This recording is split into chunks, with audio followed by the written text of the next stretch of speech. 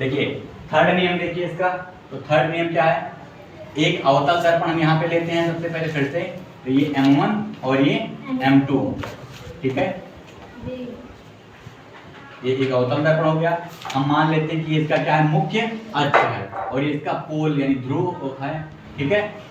अब कोई प्रकाशित किरण है, इसमें तीसरे नियम में ये कहा जाता है कि यदि कोई प्रकाशित किरण मुख्य फोकस से होती हुई दर्पण पर आपतित होती है, या मान लेते हैं कि इसका क्या है, फोकस है, अगर फोकस से होती हुई दर्पण के किसी बिंदु से टकराती है, इस तरह से। पहले कंडीशन में क्या था, यदि कोई समांतर किरण आती है तो दर्पण के फोकस से होती हुई जाती है। दूसरा नियम था यदि वक्रता केंद्र से होती हुई दर्पण पर गिरती है तो उसी मार्ग पर वापस लौट जाती है। तीसरा नियम है यदि कोई प्रकाशित किरण दर्पण के फोकस से होती हुई दर्पण के किसी बिंदु पर जाकर टकराती है तो दर्पण से परावर्तन के पश्चात वह मुख्य अक्ष के समानांतर हो जाती है, यानी ये मुख्य अक्ष के समानांतर, यानी पहले का अपोजिट है। पहले क्या होता है, मुख्य अक्ष के समांतर आने वाली किरणें फोकस से होती हुई जाती थी, यदि फोकस से ही कोई प्रकाशित किरण आ रही होगी तो दर्पण के उस बिंदु से टकराने के पश्चात वो मुख्य अक्ष के समानांतर हो जाएगी। तो ये दर्पण कौन सा दर्पण होगा, ये अवतल दर्पण होगा, ठीक है। अवतल दर्पण में स्थिति ऐसी होगी, अवतल दर्पण, ये क्या है, मुख्य अक्ष है, इसका मुख्य अक्ष, ठीक है।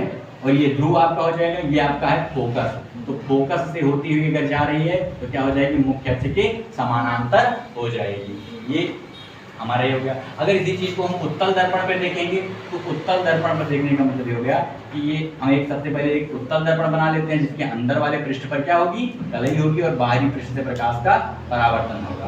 तो ये हमारा क्या है, एक उत्तल दर्पण है। ये हम मान लेते हैं कि मुख्य अक्ष है और ये इसका क्या है, पोल है यानी ध्रुव है। यदि कोई प्रकाश की किरण, यहाँ देखिए यहाँ पे क्या होगा, कोई प्रकाश की किरण इस तरह से आ रही है तो यहाँ से क्या होगा, इस तरह से ये मुख्य अक्ष के मुख्य कहाँ से होती जाएगी, ठीक है।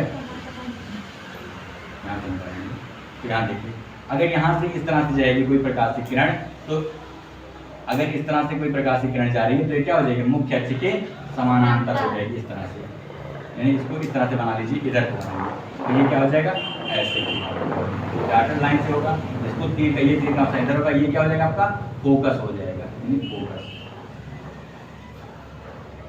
तो यानी क्या हो रहा है, एक प्रकाशित किरण है जो मुख्य फोकस से आती हुई दर्पण की किसी बिंदु O से टकरा रही है और टकराने के पश्चात मुख्य अक्ष के समांतर होती निकल जा रही है।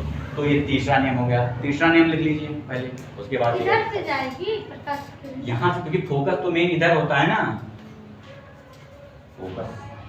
फोकस कहाँ होता है, फोकस किस साइड में होगा, आप ध्यान दीजिए, क्योंकि ये गोला अगर कर्व बना जाएगा तो कहाँ बनेगा, यहाँ पर सेंटर यहाँ पर, फोकस यहाँ पे आएगा तो ये फोकस हो जाएगा ना, तो यह फोकस से होती है अगर जाएगी तो मुख्य अक्ष के समांतर हो जाएगी। यहाँ से आ रही है, फोकस से होती हुई, बाहर से प्रतीत करना है ना, एज्यूम करना कि इधर रियल नहीं होता है, यह सब काल्पनिक होता है। तो प्रकाशित किरण कहाँ से प्रवेश कर रही है, इस तरह से, और मुख्य अक्ष के समांतर हो जाएगी दर्पण से परावर्तन के पश्चात, ठीक है। बनाने को इस तरह से भी बनाया जाता है कि यहाँ इसके फोकस से होती हुई भी जा रही हो, लेकिन वो उस तरह से नहीं होगा, ये रियल इमेज यही होता है कि वो इस तरह से बनता है, ठीक है। तो लिखिए तीसरा नंबर नियम, यदि कोई प्रकाशित किरण, नंबर 3 नियम, यदि कोई प्रकाशित किरण दर्पण के मुख्य फोकस से होती हुई, यदि कोई प्रकाशित किरण दर्पण के मुख्य फोकस से होती हुई, दर्पण के मुख्य फोकस से होती हुई दर्पण के किसी बिंदु पर फोकस से होती हुई, दर्पण के मुख्य फोकस से होती हुई दर्पण के किसी बिंदु, दर्पण के किसी बिंदु पर आपतित होती है, दर्पण के किसी बिंदु पर आपतित होती है, दर्पण के किसी बिंदु पर आपतित होती है, तो दर्पण से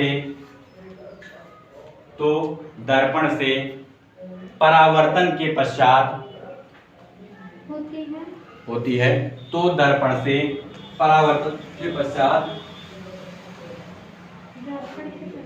दर्पण से परावर्तन के पश्चात दर्पण से परावर्तन के पश्चात वह मुख्य अक्ष के